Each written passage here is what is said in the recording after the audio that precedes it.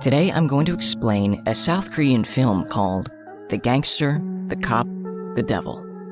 Spoilers ahead. Watch out and take care. The movie starts off by showing us a white car driving around the roads of a bright lighted city. The white car then follows a black car and bumps on it when they reach an isolated place. The drivers step off their cars and the guy from the black car takes some pictures of the accident in case his insurance company asks for them. But then, the driver of the white car, whose name we don't know yet, hits him and drags him into the back seats of the black car. He stabs him, kills him, and then drives away with the white car. On the 5th of August, a hot summer day, two cops are caught up in a traffic jam. They are listening to the radio about the murder that happened in the first scene. Since traffic is not moving, one of them, T-Sock, steps down of the vehicle and walks to a gambling facility. The security tries to stop him by bribing him. They put a pile of money in his pocket, but T-Sock doesn't like that and beats them up slightly. He then proceeds to arrest a guy who works behind a counter. The accusation is illegal exchange of money. Meanwhile, a mafia boss, Dong-soo, is practicing on a punching bag. Some of his men walk in the room and tell him about the incident. Dong-soo first orders for the punching bag to be put down. His men lower the punching bag and unzip it. A man has been trapped in it, and he is all bloodied and beaten up.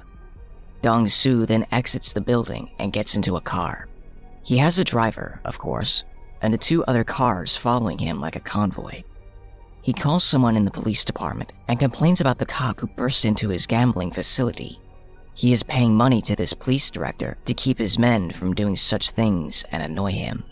T-Sock makes the guy he arrested drive his motorcycle and give him a ride to a crime scene. T-Sock handcuffs him on the motorcycle and approaches the scene. In the background, the guy can be seen turning his motorbike around in order to escape, so T-Sock approaches the scene, and it seems like the police has stumbled upon the man who was murdered. T-Sock examines the scene alongside with his partner. He finds a clue that probably somebody bumped on his car from the back. Dong-soo speaks with Shang-do, another gangster as it seems, and they talk about respecting their territories and their duties. They mostly disagree, and their two bodyguards, one for each, get mixed in the verbal disagreement. Dong-soo gets up and punches his own bodyguard while he removes two teeth by the other bodyguard's mouth with his bare hands. He says they should not speak when the bosses are speaking. Needless to say that Shang-do has been so intimidated that he can't disagree on anything else. At the police station, a group of men are having a meeting and they are analyzing the victim's life. He has no debts and no enemies. Then they try to build a profile around the killer. T-Sock suggests that he must be a serial killer because there have been two more killings where a knife of the same length has been used. The other men disagree with T-Sock, while at the same time, the director picks on him because he crushed the gambling facility without having the jurisdiction to do so.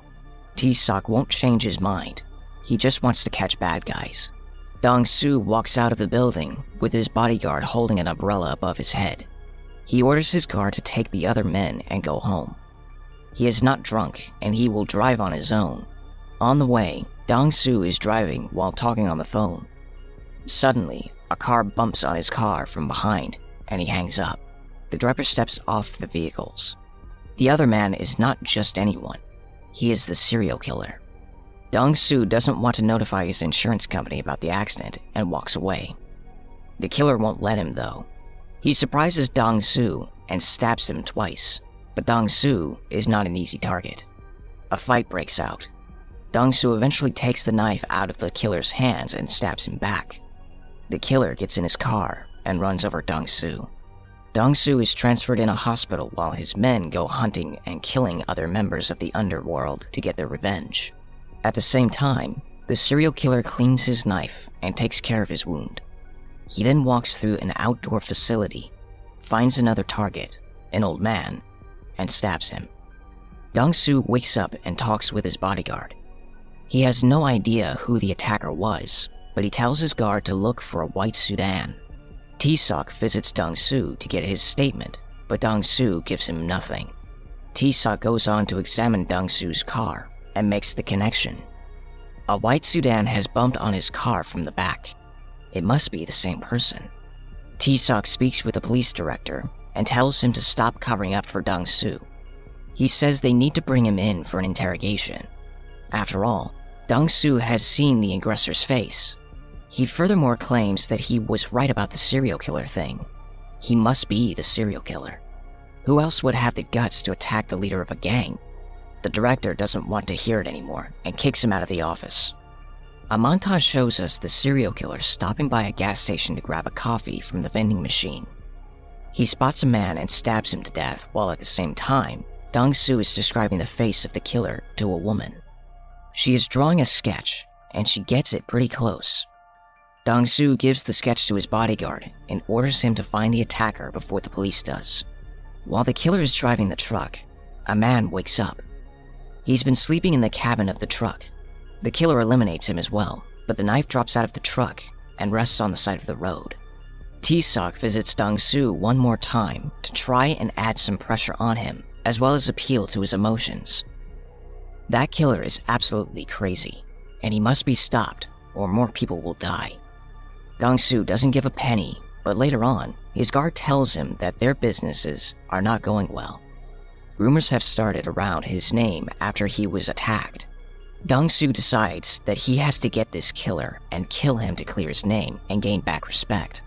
His men have found the white sedan and the knife he uses to kill people. Dong-Soo invites T-Sock to collaborate on the quest. If T-Sock finds him first, he can bring him to justice, but if Dong-Soo finds him, he will punish him as he wishes. They share all the information they have till now, and Dong-Soo reveals his camera, which has been filming the whole time they were talking. Of course, he needs some collateral for working with the cop, and so, the gangster and the cop are working together to catch the devil.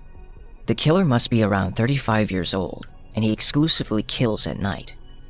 T-Sock shares the secret with his partner and another officer, and he tells them they will assist the gangsters, find the killer, and then they will arrest him. Dong-Soo tells Oh-Song, his guard, that they will let the cops help them, and once they find the killer, they will get rid of them. Dong-Soo complicates the case a little bit more. He orders a hit on Shang-Du, and the assassin uses the serial killer's knife. Not only that, but he also leaves it right there for the cops to find. When the forensics examine it, they find genetic info on it that connects it to the previous murders at the gas station. T-Sock solves the puzzle and understands that Dong-Soo got rid of Shang-Du in a way that would trick the police into thinking that the serial killer did it. T-Sock visits Dong-Soo and they have a fight, but he can't really do much about it. The news are reporting about Shang-Du's death. A new team is formatted in the police department to help the investigation.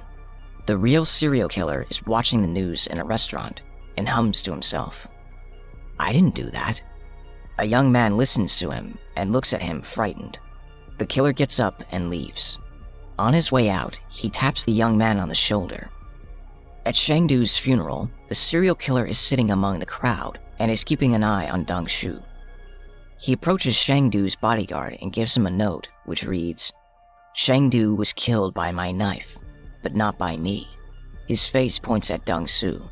Dong-Soo and T-Sock are now taking a closer look at the white sedan, and they find a stain of blood under the wheel.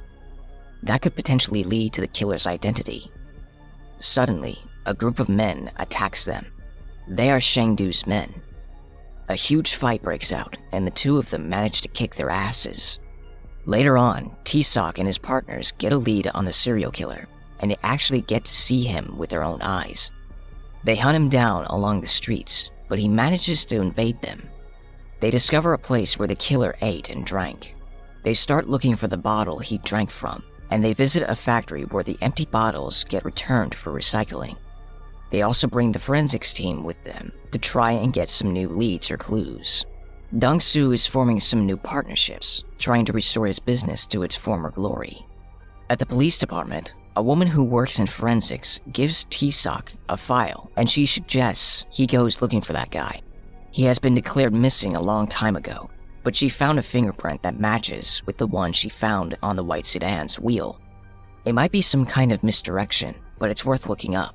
T-Sock visits a house which is rented by someone he suspects might be the killer. He speaks with the landlady, and she says that the man who rents the house is a good man who has never caused any trouble. He is able to find some pictures and some other clues. He compares the picture to the sketch they have from Dong-soo's description, and this is definitely the serial killer. Tae-seok tells his partners and Dong-soo about it, and they take action. They share the killer's picture with everyone, and they search the whole city for him. Unfortunately, no luck yet. The men are tired, and they decide to take a break. Dong-soo is waiting for Tae-seok at a random meeting point. It's raining, and a female student is waiting for the bus right next to Dong-soo. He gives her his umbrella to protect her from the rain till the bus gets there. Dong-soo, Tae-seok, and their men are eating dinner when the news broadcasting on the TV draw their attention. The student to whom Dong-soo gives his umbrella has been found dead. He gets angry and everyone gets up to search for the killer again. This time, they spot him in a car, and a car chase takes place. Dong-soo and Oh-sung crush the killer and Tae-seok at the same time. However, the killer escapes on foot through the dark alleys. They split up to chase him. The killer stabs Oh-sung, but then Dong-soo is able to track him down and serve him a good beating. Dong-soo takes him to a warehouse and tortures him. When he is ready to chop his head off his shoulders, Tae-seok crushes into the warehouse with his car and knocks Dong-soo out. He then formally arrests the killer and takes him to the police station. One more problem occurs when the police has not enough evidence to send the killer on death row. Tae-seok convinces Dong-soo to present himself as a witness at the court. Dong-soo will do it if Tae-seok promises him to send him in the same jail with the killer. Dong-soo appears on the court and proves that the killer has indeed attacked him. When they fought, he stabbed the killer on his left side chest. The policeman undressed the killer, and he has a wound right in the indicated area of his body. The killer ends up in jail alongside with Dong-soo, who will probably kill him before the execution of his death sentence.